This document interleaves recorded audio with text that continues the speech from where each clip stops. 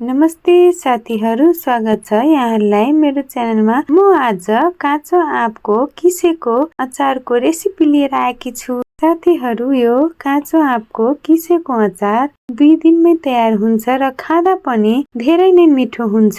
यो अचारलाई यहाँहरूले रोटी, पराठा, पुरी वा ढिँडोसँग खाँदा एकदमै नै स्वादिलो हुन्छ, एकदमै नै मिठो हुन्छ। साथीहरू, यो भिडियो चाहिँ अन्तिमसम्म हेरिदिनु होला। म 2 केजी जति काँचो आँप लिएकी छु। हजुरहरू पनि आफ्नो आवश्यकता अनुसारको आँप लिनु होला। सबै आँपलाई 2 चोटि सफा पानीले पखालिदिनु होला।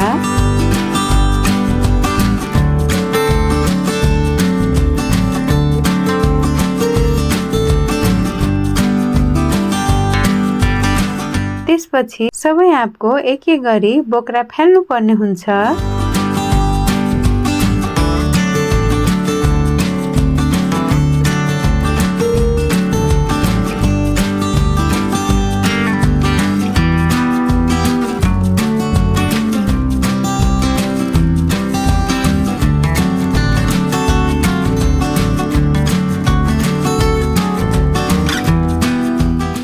सबै आँपलाई सिँगै नाङ्लोमा हालेर 2-3 घण्टा जति चर्को घाममा सुकाइदिनु होला।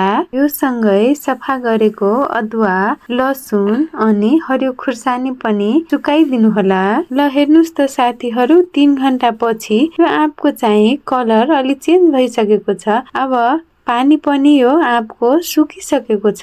सबै आँपलाई एक गरी किस्नेको सहायता लिएर म किस्दै जान्छु।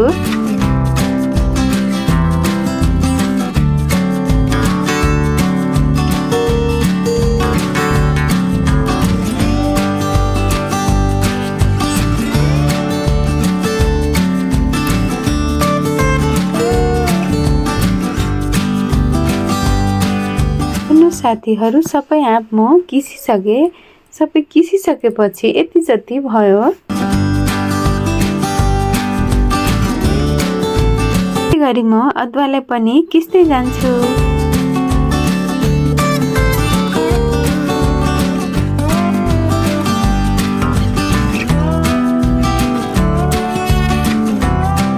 साथीहरू, सबै म अदुवा किसिसके। अब म एक गरी सबै हरियो खुर्सानी पनि किस्दै जान्छु।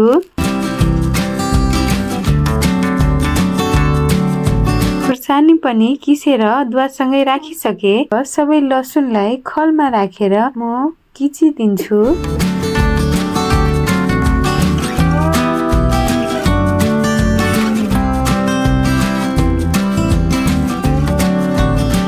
अचारमा हाल्नको लागि मैले आफ्नो आवश्यकता अनुसारको यति जति मेथी लिएकी छु, यति जति धनिया, यति जति ज्वानो, यति जति सौंफ, यति जति जीरा, यति जति तोरी अनि यति जति मैले कालो जीरा लिएकी छु। सबैलाई फ्राई प्यानमा राखेर एक गरी भुट्नु पर्ने हुन्छ।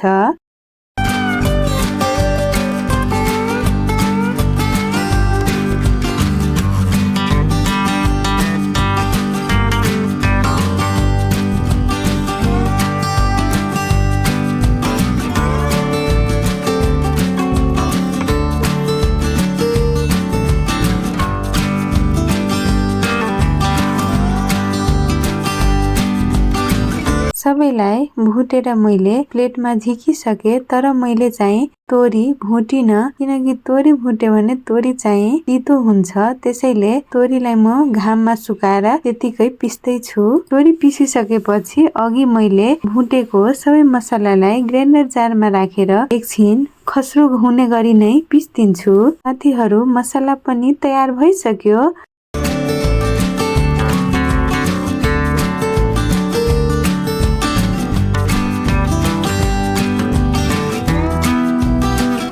सबै हालिसकेपछि अब म यसमा 2 चम्चा जति नुन हाल्नु पर्ने हुन्छ।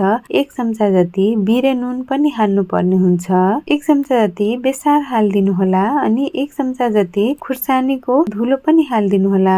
त्यसपछि अघि पिसेको मसला यसमा हालिदिनु होला अनि यति जति हिङ पनि हालिदिनु होला। त्यसपछि माथिबाट यो कालो जीरा पनि हालिदिनु होला।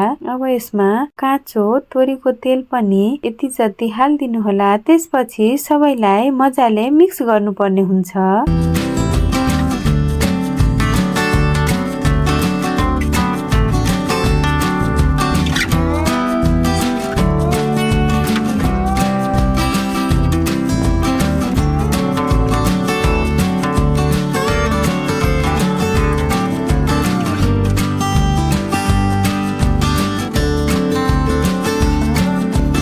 साथीहरू यो अचारलाई एउटा सफा कटनको कपडाले छोपेर 2 दिन जति चर्को घाममा सुकाइदिनु पर्ने हुन्छ।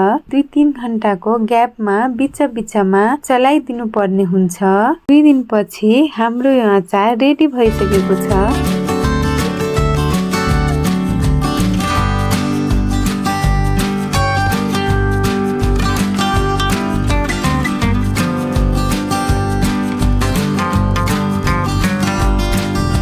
साथीहरू यो अचार चाहिँ अब खानको लागि रेडी भइसकेको छ। अब म यो अचारलाई एउटा सिसाको जारमा स्टोर गर्दैछु। साथीहरू यहाँहरूले पनि यो अचारलाई स्टोर गरेर यसरी नै राख्नुभयो भने यो अचार चाहिँ 2-3 वर्षसम्म पनि बिग्रिँदैन। यसरी नै अलि थोरै ग्याप छोडेर राख्नुहोला। Thanks for watching.